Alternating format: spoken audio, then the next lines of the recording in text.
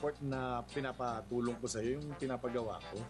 Father, hindi ko pa nga yun natatapos kasi di ba sinabi ko nga sa'yo, kailangan ko ng mga resibo kasi kailangan ko yung mga disbursement vouchers na hinihingi ko sa'yo. Mukhang tagal-tagal na yan. Nung binigay ko na sa'yo yan, isang buwan na yata. Father, 2 weeks ko na rin hinihingi sa'yo yung resibo. Hanggang ngayon, di mo pa binibigay. Paano ko matatapos? Ay, nako. Madalas magtalo ang tao bago magkakilala, magkaibigan, at malapit sa isa't isa. Wala itong pinipiling tao, pagkakataon o dahilan. Dahil ang pagtatalo ay isang paraan ng paglalahad ng kaisipan, prinsipyo o pagkatao sa harap ng katunggalian. Katunggalian. Tamang term yan kasi para kayong nagdedebate at naghahatakan na tanggapin kung ano ang iyong pananaw. Ang problema, Father, kapag malapit sa iyo ang iyong kadiskusyunan, matalik na kaibigan, anak, at lalong-lalo na kapag asawa, madali kapag objective ang diskusyonan. Pero sa mga sandaling pumapasok na ang relasyon, imposibleng hindi mababahiran ng damdamin at maging parang personalan na ito, hindi ba? At nakakatawa pa ka mo, Sheila, kung sino yung malapit sa'yo, yun pa yung madalas makabanggaan mo at magkaroon ng pinagtatalunan. Masalimuot, ngunit masayang usapan na naman ito, Father. Kaya't gising-gising na po sa mainit na kape at mas mainit na usapan ng pagtatalo at pagkakasundo. Dito po sa paborito ninyong TV magazine for the family, Family Matters. O ano, ibibigay mo na ba sa akin yung resibo, Father, na finally maibigay ko na sa iyo yung financial report na hinihingi mo? Nung sa fiesta? Hindi! Yung mga resibo ng mga renovation na ginamit mo sa simbahan, hindi ba't yun ang hinihingi mo sa akin? Hindi, sa fiesta. Anong kinalaman ng renovation? Yung sa fiesta, yung pinapaayos ko sa'yo. Naku naman. Alam mo, Father, nahihingi na kasi ako. Ang dami-dami mong report na pinapagawa sa akin. Hindi ko na alam kung anong ulahin. Kaya naman pala hindi tayo ang kain din niya. Fiesta, iha. Fiesta. Hingang malalim. Okay.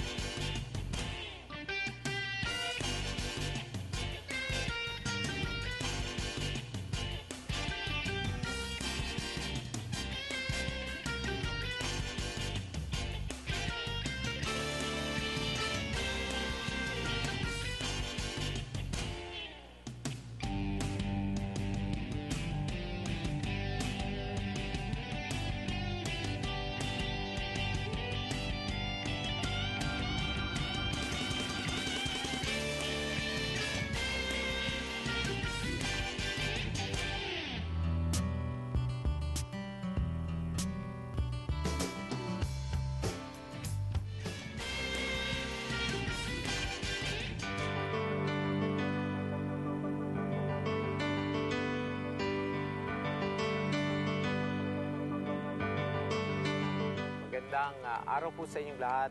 Ako po si Father Vic Robles. Ako po ay naka-assign sa Santo Cristo Antuquim Parish sa Lulupoy, Bukawi, Bulacan. At ngayon po tayo magdinilay dito sa museum, ang bahay na replika ni John Paul II.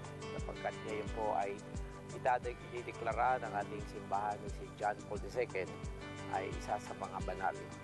Ang mabuting balita ayon kay San Juan. Papuri sa iyo, Panginoon. Kinagabihan ng linggo ding yon, ang mga lagad ay nagkakatipon. Nakapinit ang mga pinto ng bahay na kanilang pinagtitipunan dahil sa takot nila sa modyo. Dumating si Jesus at tumayo sa gitna nila. Sumainyo ang kapayapaan, sabi niya. Pagkasabi nito, ipinakita niya ang kanyang mga kamay at kanyang tagiliran. Tuwang-tuwa ang mga lagad nang makita ang Panginoon. Sinabi naman ni Jesus, sumainyo ang kapayapaan. Kung paanong sinugo ako ng Ama, gayon din naman sinusugo ko kayo. Pagkatapos sila'y hiningahan niya at sinabi, Tanggapin ninyo ang Espiritu Santo. Ang patawarin ninyo sa kanilang mga kasalanan ay pinatawad na nga. Ang hindi nyo patawarin ay hindi nga pinatawad. Ngunit si Tomas na tinaguriang kambal, isa sa 12 ay wala roon nang dumating si Jesus. Kaya sinabi sa kanya ng ibang alagad, "Nakita namin ang Panginoon." Sumagot si Tomas, "Hindi ako maniniwala hanggang hindi ko nakikita ang butas ng pako ng kanyang mga kamay at naisusot dito ang aking daliri, hanggang hindi ko naipapasok ang aking kamay sa kanyang tagiliran." Makalipas ang 8 araw, muli nagkatipon sa loob ng bahay ang malagad kasama nila si Tomas. Nakapilit ang mga pinto, ngunit pumasok si Jesus at tumayo sa gitna nila. Sinabi niya, "Sumainyo ang kapayapaan." Saka sinabi kay Tomas, "Tingnan mo ang aking mga kamay. Ilapit dito ang iyong daliri. Ipasok mo ang iyong kamay sa aking tagiliran. Huwag ka nang mag-alinlangan. Maniwala ka na." Sumagot si Tomas, "Panginoon ko at Diyos ko." Sinabi sa kanya ni Jesus, "Naniniwala ka ba kapagkat nakita mo ko? Mapapalad ang mga naniniwala kahit hindi nila ako nakita." Marami pang kababalaghang ginawa si Jesus at nasaksihan ng mga alagad, ngunit hindi natatala sa aklat ito. Ang mga natala rito ay sinulad upang sumampalatayang kayo si Jesus ang Mesiyas, ang anak ng Diyos. At sa gayon, magkaroon kayo ng buhay sa pamamagitan niya, ang mabuting balita ng Panginoon. Mga kapatid, sa araw na ito, sa kapistahan ng Divine Mercy, mula sa tala-arawan ni San Faustina, nais ko ring isama ang ating pagdinilay sa sinabi ng Panginoon noong nabubuhay si San Faustina noong the year 1930, napakita ang Panginoon sa kanya. At isa sa mensahe ng dakilang awa ng Diyos ay ang mga sumusunod. "The peace of mercy emerges from my very depths of tenderness. It is my desire that it will be solemnly celebrated on the first Sunday after Easter.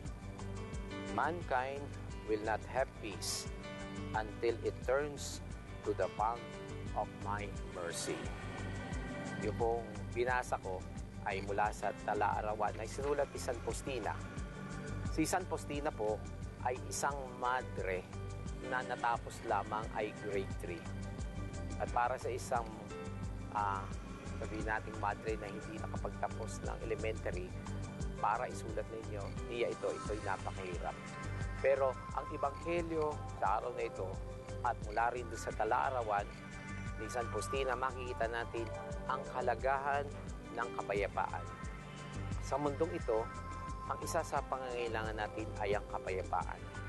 At magandang tanungin natin, saan ba natin nakukuha ang tunay na kapayapaan? Sino ba ang nagbibigay ng kapayapaan sa atin?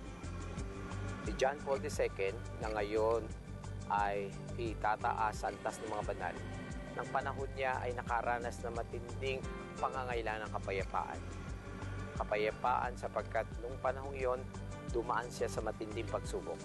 Pagsubok ng sunod-sunod na kamatayan ng mahal sa buhay niya.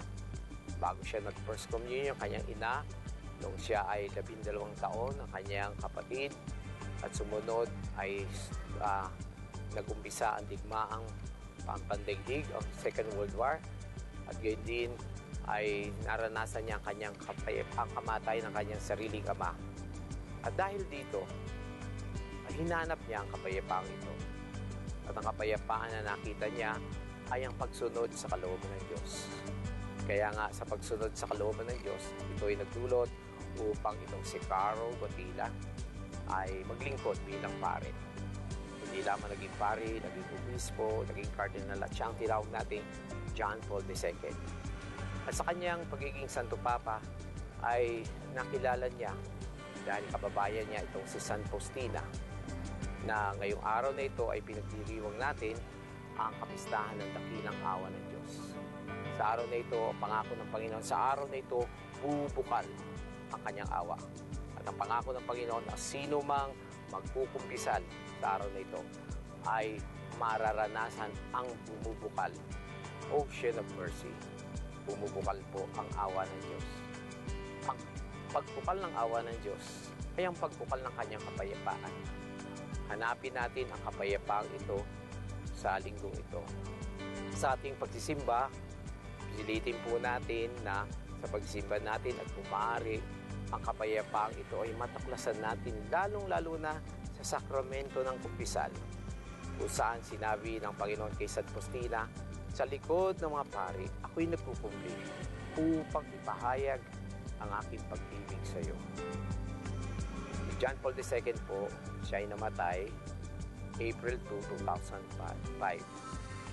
At nung siya ay mamatay, yun po ang kapistahan ng Divine Mercy. Ang kanyang mga huling kataga ay Amen. Nangyayari nawa. At nangyayari yun. Ang pangako ng Panginoon, ang sino mang magpapahayag ng kanyang awa. Sa oras ng kamatayan, darating siya, hindi bilang isang huwes. Darating siya bilang isang Diyos na mahabagin. Sa kapistahang ito, bumukal nawa ang dakilang awa ng Diyos. Purihin natin ang Diyos sa araw na ito sa mga biyayang tatanggapin ng simbahan natin sa dalawang magiging banal, John Paul II at John 23. Pagpatuloy natin ang ating pagtugon. Nawa ang kapayapaang kaloob ni Kristo ay magdulot sa atin ng ganap na paglilingkod sa Kanya at pagpalain tayo ng mapangyarihan Diyos, Ama, Anak at Espiritu Santo. Amen.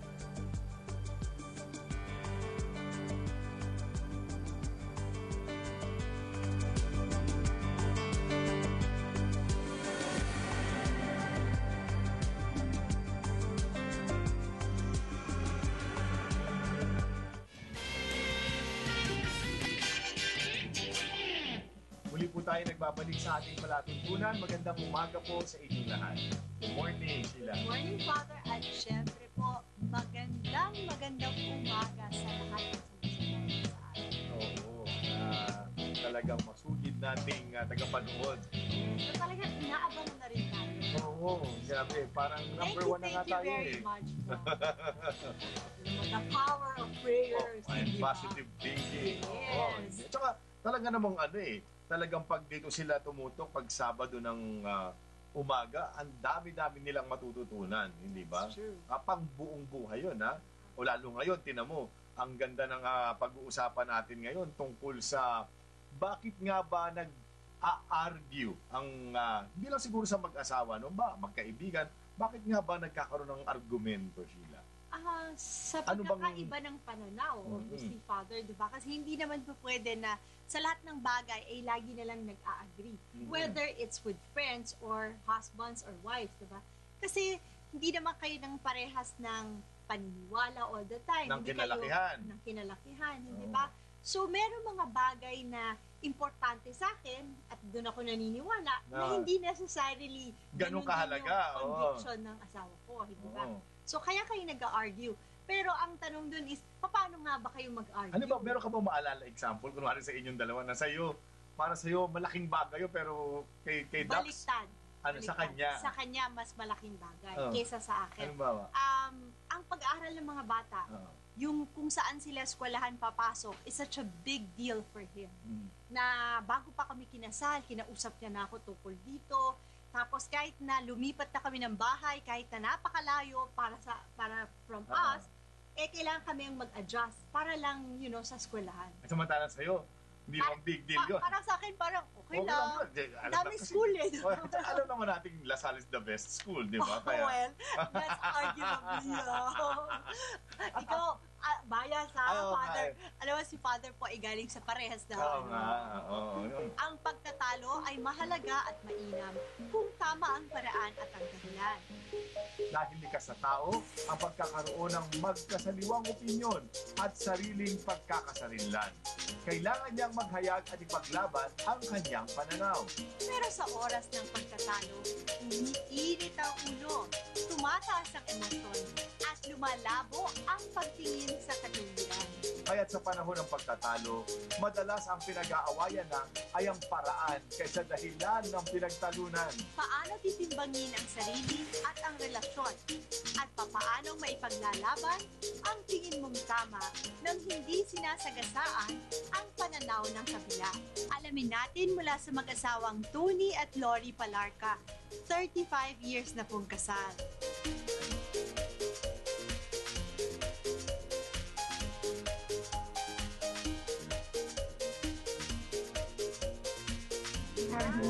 Good morning. Yan. Marami tayong matututunan, Sheila, na tungkol sa topic natin about argument kasi Yeah. 35 years. Oo. At saka ang ganda-ganda nga ng research material natin. Oo. It says here, rules of engagement. Mm. Alam mo na kaagad, palaban na hindi. Oo, parang ano talaga eh. Oo. Parang akala mo mga sundalo, di ba? Ito ko nadidinig yun eh. Rules of engagement. Sa mga police, di ba po? Ayan. Una, ito tita, sabi dito, ang isa sa mga rules of engagement daw na mahalaga.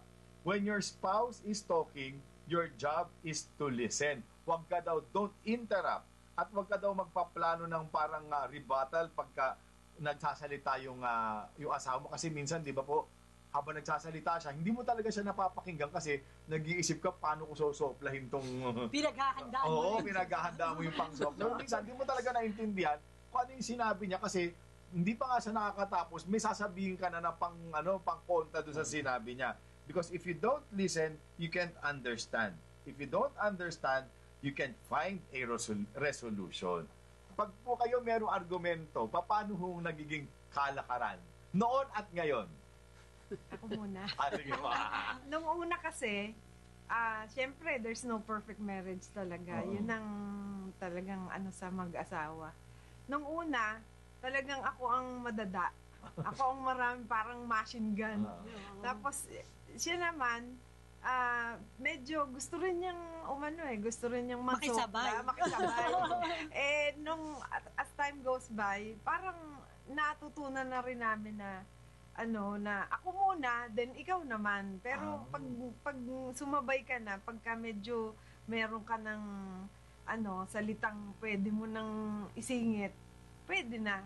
Kaya nung tumagal-tagal, natutunan na namin na ganun pala dapat. Hindi katulad nung una, talagang para kaming MILF at saka Talagang Grabe. at war. At war talaga. Ano bang pakiramdam, Tito, pagka yung merong argumentong ganito, tapos sabi nga ni Tita kanina yung mabibig niya parang ano yung nararamdaman mo pag para kang parang dito, yung inuulan ng bala. Una, tawag dito, pinagkikinggan ko muna yung sinasabi niya. Nung una, nung hindi pa ngayon, nung una pa yung medyo bago pa kami, tawag dito, yung pag alam kong yung sinasabi niya, parang sa pakiramdam ko mali eh. So, doon pa lang, na ako, talagang didepensa ka. Hindi ganun, hindi naman gano'n. So, madalas, nangyayari, yung nagsasalpukan. Baga, ito na, hiyera na. Parang batuhan na ng refrigerator. Baga, natutunan namin katagalan na hindi pala dapat ganun. Laging laging at war talaga pagka yung hindi ka nakinig. Ang iniisip mo lagi yung sarili mo. Ganon. Parang puro self ang May openness siguro, tita. Once you start listening, you become open to the other person's feelings. So, nagkakaroon na mas madaling resolution kesa yung sarado na yung isip mo kasi buo na yung pasya mo, eto na as far as you're concerned, hindi ba? Yan. O yung sa pangalawa, Sheila. Siguro sa pangalawa, papasok po tayo. Your spouse values your relationship. Dito sinabi na nga natin, Father, remember that your partner cares. If she doesn't care, then she wouldn't feel so strongly about the argument. Ba? Keeping this in mind will change the entire tone of the argument into a positive interaction. You will still disagree, but you will be looking for a solution together instead of finding a win at any cost. Yung win at any cost, yung Basta ako ang tama. Tama. Di ba? Nung umpisa nga, di ba, kasi lalo lalaki talagang, kumbaga ako yung padre de pamilya, kailangan, kumbaga, I have the last say, oo, di ba? yung hindi ako dapat, Minamandohan ng Oo, ganyan. yun ang nandun kaagad sa isip, pero yun nga, napakahalaga talaga nung pakikinig na kailangan. Kaya nga, kumbaga, na-realize ko na, kaya kami nagpakasal dahil, di ba, pang mahabang buhay na yun, pang hanggang sa kamatayan na yung So, kailangan, kumbaga, sa sarili ko, kung may masabi man siyang yung nakakasakit, tanggapin ko dahil nandun Gusto niyang, May maayos. oo, kumbaga, siguro, paraan niya yun na, ito, ganito, sasabihin ko para maayos yung nagiging, yung tawag ito, yung Pinagdidiskusyonan. pinagdidiskusyonan. So, yung pakikinig talaga ang napaka-importante. At the end of the day, pagdating ng gabi, kailangan syempre yung lambing, yung tatanungin ko. The same thing na simula pa nung magsimula kami.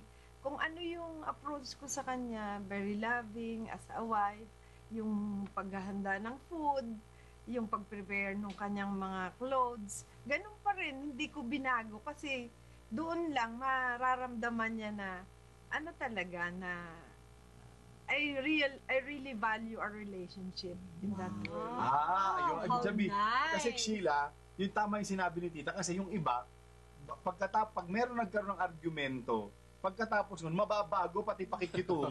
Bahala ka. Ikaw magluto ng kakainin mo. Pakialam ko sa'yo. Totoo yun. Oo. Totoo yun, Father. Oo. Kaya, alam mo, napakaganda nung sinabi niya na very loving. Oo. Ayun, I think that's a beautiful, beautiful term na pag may sinasabi ka, it should be very loving. Di ba, minsan, pagkatapos ng argumento, makikita nung lalaki, puro gusot na yung mga damit niya, hindi planchado, hindi nilapan. Baka tinapo na yung damit mo. Sa labas na.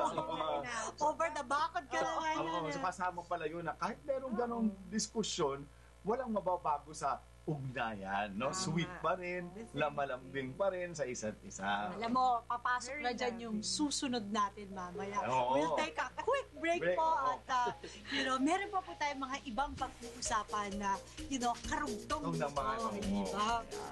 Kung kayo aalis.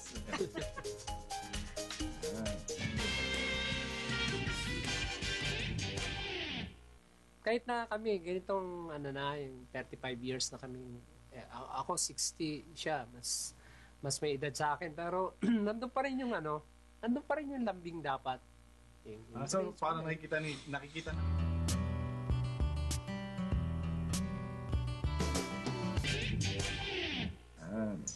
Yung ikatlot po natin, naman, I think related na dun sa pinag-uusapan natin, searching for the best intentions.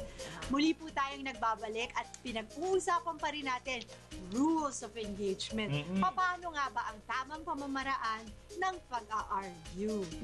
Diba? Kanina, we've touched on this a little bit, Father, yung pag nag-a-argue, paano nga ba ito dapat sabihin? I think, medyo karugtong na to ng pangatlo Ano nga ba yun, Sheila? Ayan. Search for the best intention. Yes. Kasi when you argue, ano nga ba ang intention mo? Gusto mo Oo. ba makipag-away lang? Oo. O dahil meron kang mensaheng gustong iparating? Oo. At usually naman, pag kami argumento, merong magandang intensyon na para diba? Sabi nga Yes. dito, hindi ba? Remember that there are two ways to interpret something your partner has said. A good way and a bad way. Your partner probably meant the good way. Even if you are wrong, it is far better to err on the side of resolution than on the side of antagonism. Ako, madalas kong sabihin to, would we rather be right and miserable? Or I couldn't care less whether I'm right or wrong. Basta I'm happy. You know? Kasi lahat ng tao may pagkukulang hindi ba? Paano po ba yung do we choose to see our partner's good side? Saan ba siya nanggagaling? Ano ba yung pinaghihimutok ng saloobin niya? Bakit niya ba sinasabi yun? Sa akin kasi pag nung time na yon na nagkaganon, It happened around siguro mga 5 years after our marriage. Talagang kasi totoo pala yung 7-year itch na yon. 7 years itch in the marriage na within May 7 years pagsubok may na pagsubok. dadaanan. Yes. Marami talagang pagsubok. Once lang nangyari yun na hindi ko alam kung saan siya nagpunta. Late siya umuwi na hindi niya ako in-inform kung saan siya nagpunta. Talagang naturally, ang feeling ko, saan ka mo nagpunta? Gusto ko talagang Makapag-away. Ipupush ko pa. Nung panahon na yon, saan nga bang naisip nyo na nagpunta? ay, nako, alam, lahat ng babae, yun ang iniisip. Alam mo, Father, idleness is the worst, you know? Yes. Kaya ako, ang advice ko sa mga taong naghahantay, sa mga asawang naghahantay, nako, maglinis po kayo ng bahay, Oo, magbasa para kayo di mo ng libro, Alam mo, manood kayo ng teleserye, make yourself productive. Correct. Yan. Ito, panghuli.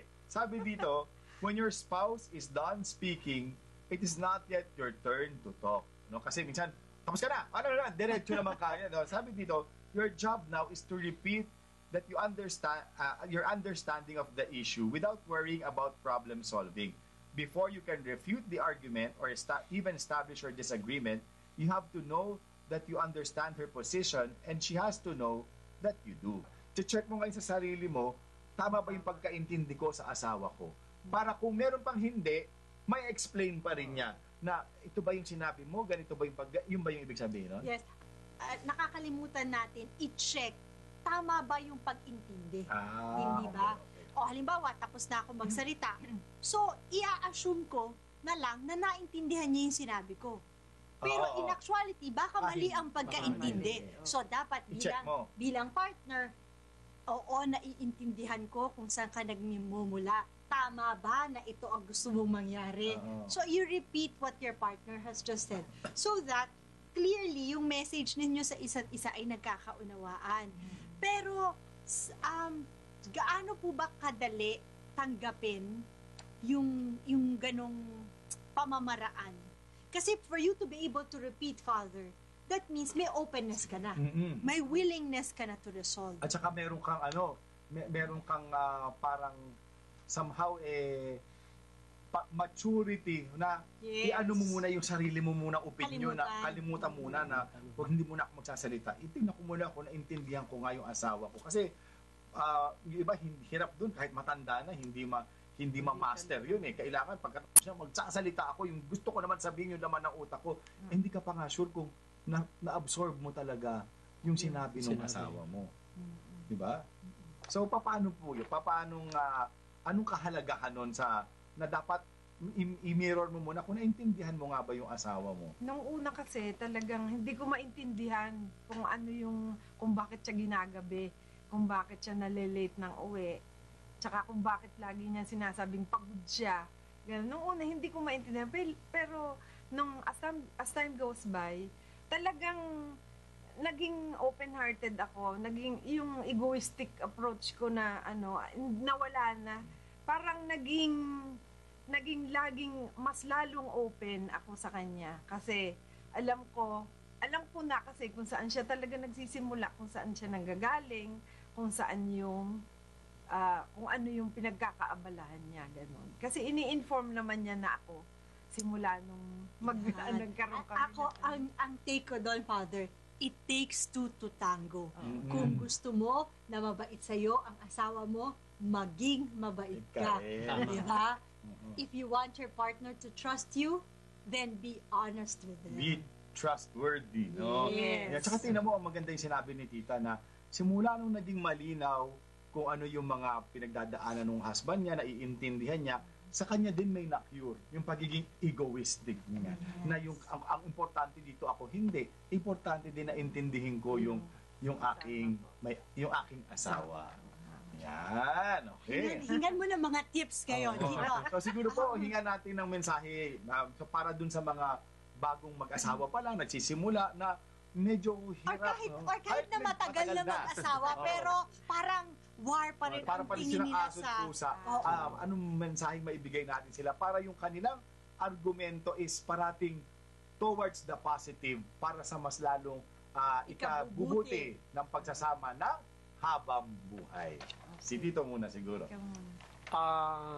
napakahalaga nung yung sinabi natin kanina na give and take, yung pakinggan mo yung side nung asawa mo, tapos yung side mo.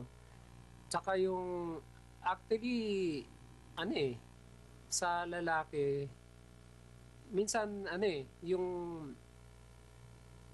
hindi ko pa rin naibigay talaga na kumbaga pag nagagalit yung aking wife, minsan para matapos na parang okay na. Tapos na. Pero yung sinabi nyo nga, Father, kailangan merong kailangan ayusin pa rin. Parang hindi pa na-solve yung parang sa akin okay na. Pero parang may kulang. Yung kailangan alamin talaga kung ano yung naging diferensya tsaka pag-usapan. It's not only listening. It involves so many things. Kasi kailangan, pag nag-listen ka sa kanya, kailangan maging mag-trust ka talaga sa mister mo o sa partner mo, at kailangan din yung respect for each other.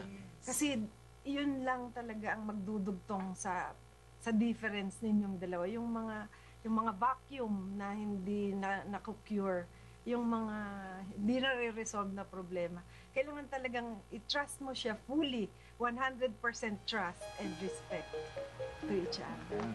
100%. Ako simple lang. Ang ayaw mong gawin sa'yo, huwag mong gawin sa kapwa mo. Yeah. Ang pakikipagtalo po, kung tama ang dahilan at ang paraan, ay maghahatid ng mas malalim na pagkilala sa pananaw ng kausap at sa pinagtatalunan. Wala namang masamang magkaroon ng magkaibang opinyon. At mahalaga rin naman ang maglahad o ipaglaban ang paninindigan. Ang mahalaga ay manatili ang paggalang sa pagkatao ng kabiyak, ang maunawaan ng kanilang pinanggagalingan at matanggap na ang bawat tao ay magkakaiba at gayon may iba-ibang pagtingin sa bawat issue. Ang mahalaga ay kung paanong malalagpasan ang pagtatalo at manatili ang paggalang at pagtanggap sa isa't isa sa hirap man o ginhawa. Magbabalik po ang Family Matters matapos lang po ang ilang paalaala. Thank you so much. Salamat. Thank you for the conversation. Thank you.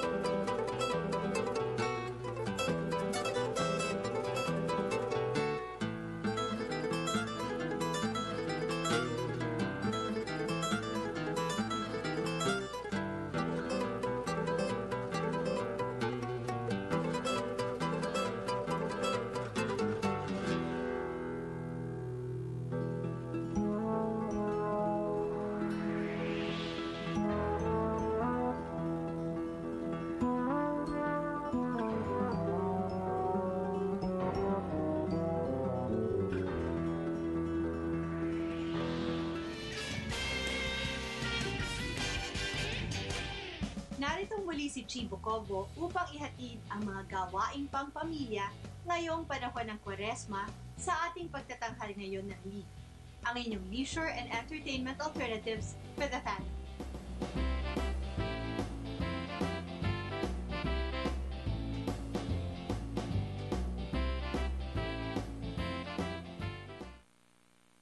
Kamusta? Ako po si Chibo Cobo, maghahatid sa inyo ng isa na namang pagtatanghal ng Leaf, your leisure and entertainment alternatives for the family.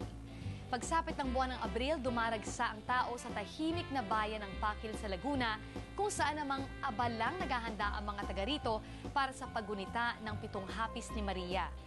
This image of Our Lady is a 9x11 oil painting on canvas showing her face contorted by pain from the daggers plunged in her heart. This relic is presently kept at the parish of San Pedro Alcantara in Pakil, Laguna. The second image of the Virgin Mary as Our Lady of Sorrows is a replica of the image of Nuestra Señora de las Antigas from Spain. The image is also taken on a procession on May 12, the town fiesta of Pakil.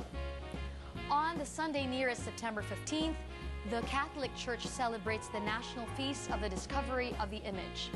Ang pagunitang ito ay ang tanyag na Turumba Festival na isinasagawa sa kapistahan ng Mahal na Birhen ng Dolores tuwing Setyembre at sa isang espesyal na pagdiriwang tuwing Abril at Mayo kung kailan 7 beses itong pinoprosesyon sa lansangan.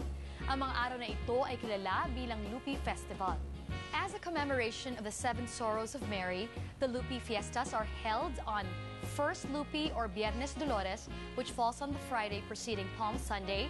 Second Lupi or Pistang Martes falls on Tuesday following Easter Sunday. Third Lupi or Pistang Biatico falls on the second Wednesday after Easter Sunday. The fourth Lupi or Pistang Biyernes falls on the third Friday after Easter Sunday. The fifth Lupi or Pistang Linggo falls on the fourth Sunday after Easter Sunday. Sixth Lupi or Feast of the Ascension falls on the fifth Sunday after Easter. Seventh Lupi or Feast of the Holy Spirit falls on the Sunday of Pentecost. Homage to the Virgin of Sorrows is done by the way of song and dance, drumbeat, and shrill cries of its devotees that the people regard as co-sharing with Mary's grief during the Passion of Christ. The Turumba episodes are called Lupi, meaning to fold, and it is so because at the closing of every festivity, the Novena booklet is folded to mark the pause in preparation for the next Lupi. Ang mga damit ng Birhen ay pinipira-piraso at ipinamimigay sa mga turista bilang simbolo ng kanyang kapangyarihan at pangangalaga laban sa mga sakuna at panganib. The statue is enshrined at the retablo in the main altar. The image is dressed in violet as a sign of sorrow for her son's passion, and the original image is enshrined at a chapel in the church. St. Peter of Alcantara Parish is located in Paki, Laguna, facing Laguna de Bay. The roots of the tradition can be traced in the 18th century when some fishermen caught a picture of the Blessed Mother in their nets while fishing in Laguna de Bay. They decided to bring the image to the nearest church, but their efforts were in vain when they reached the shores as the image could not be moved an inch. Kinaumagahan, maraming tao ang dumagsa sa imahen dahil sa balitang hindi ito magalaw. Dumating po ang pari at nagbitiw ng pangakong magsasagawa sila ng taunang pilgrimage sa imahen. At doon pa lamang ito nailipat sa simbahan. On the way to the church, some of the people started dancing and singing in praise of the Blessed Virgin Mary. And this marked the very first Turumba celebration. Ang Turumba ay maaaring hango mula sa dalawang salita, ang turo at ang umbay. Turo means to point, while umbay is a dirge performed by the sick or suffering. Sa mismong pagdiriwang, nagsasama-sama ang mga may sakit at may kapansanan sa daan ng pakil upang makibahagi ng pagsasayaw para sa Birhen. Kasabay ng kanilang pagsusumikap, makisaliw sa indak ng tugtog ay ang paniniwalang gagaling sila mula sa kani-kanilang karamdaman. Some come as far as 20 miles with little strength and capability as audience watch in awe how these devotees find physical strength in their faith. Sa prosesyon, nagsisipagsayaw ang lahat habang sumisigaw ng Turumba la Virgen, Turumba la Virgen. Bagamat nakakabagabag at nakakaantig ang pagsusumikap ng mga may kapansanan at mga may sakit na makibahagi sa isang pisikal na ritual alang-alang sa kanilang pananampalataya ay isang matinding patunay ng kalaliman ng kanilang pananampalataya at pagtitiwala.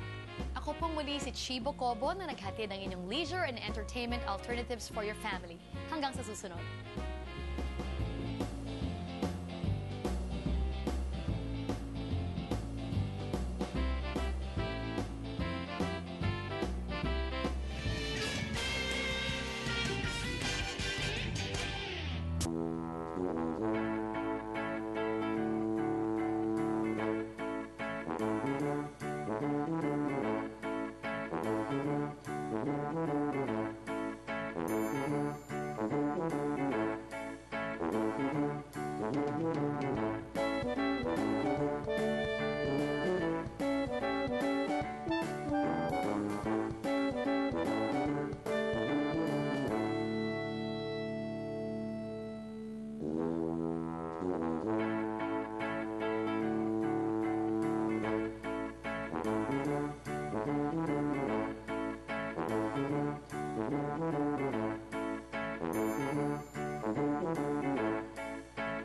you.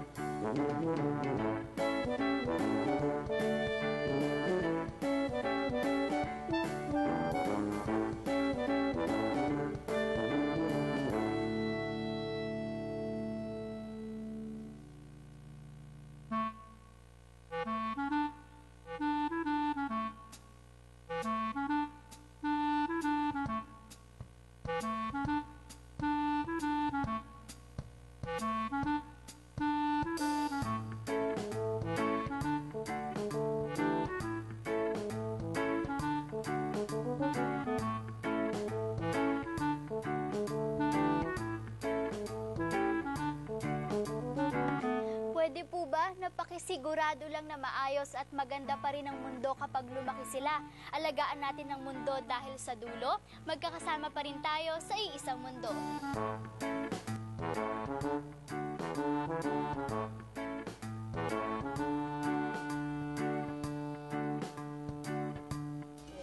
I like to pray because my mommy and daddy pray. Ang pagtatalo, lalo sa loob ng kasal, ay naghahatid ng pagkakataong makita ang dalawang panig, yung sa iyo at yung sa iyong kabiyak. At kapag nakita mo na at natimbang, hinihingi ng iyong pagsasama ang bukas na pakikinig at masusing pagbalanse, sabay ng paggalang at pagtanggap sa katauhan ng iyong kabiyak. Ang iisang puso at iisang buhay ay hindi laging iisang pag-iisip at pananaw. Kaya nga nagiging makulay ang pagsasama dahil sa mga pagkakaibang katulad nito. Ang mahalaga ay ang pananatili ng paggalang sa kabiyak, sabay sa pagkapit sa mga panapahalagahan upang magkasundo na may mga hindi pagkakasundo sa loob ng kasal. Ang pag-atang ng responsibilidad ng pagtataguyod at paggabay sa mga anak ay sa dalawang tao. Pero sa pagkakataong nag-iisa mo itong ginagawa, iabot mo ang iyong kamay sa puso ng Diyos upang siya mismo ang maging katuwang mo. Sa panalangin makikita ang lakas at inspirasyon upang tumugon ng tama. Katulad nga ng paalala ni Servant of God, Father Patrick Pater, the family that prays together stays together. And a world at prayer is a world at peace. Nakasama ko po si Sheila Dizon Carlos. At syempre, nakasama ko naman po si Father Alan Sabonte at tuwing Sabado ng umaga, Your family matters the most. Maraming salamat po sa inyong panonood.